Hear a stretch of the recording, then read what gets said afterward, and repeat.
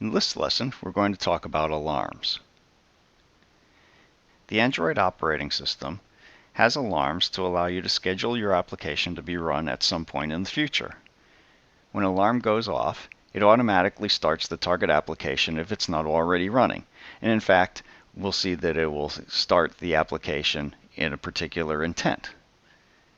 The alarms are retained while the device is asleep, so it can optionally wake the device up. The Alarm Manager is the class that allows us to schedule the alarms for our application. It's intended for cases where you want to have your application code run at a specific time, even if your app's not running. The Alarm Manager also holds a CPU wake lock for as long as your onReceive method is executing. This means that the phone will not sleep until you've finished handling the alarm broadcast. There are a few ways to set an alarm. The set method sets a single one-time alarm. Set repeating schedules the alarm to repeat regularly. And set inexact repeating schedules the alarm but within an exact trigger time.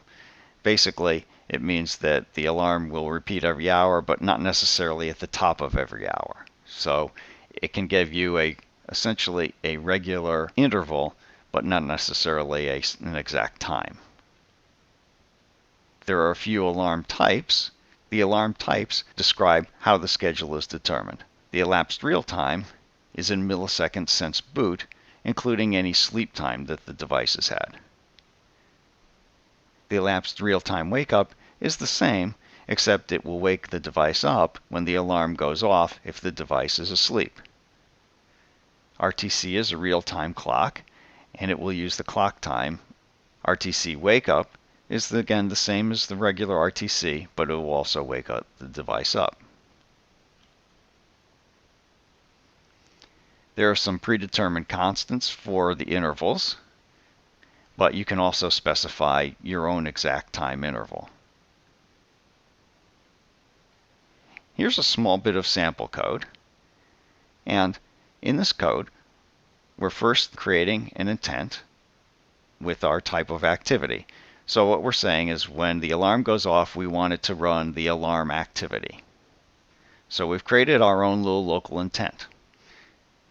Next is something interesting.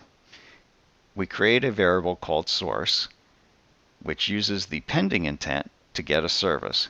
Now, a pending intent is an intent, but it allows foreign applications, in this case the alarm broadcast application, to run the intent with the permissions and rights of the application that's running in. So it's basically saying, I want the alarm broadcast to be able to run the intent of alarm activity with all the permissions that that application requires to run the activity. So the pending intent get service is a static method that provides us a pending intent.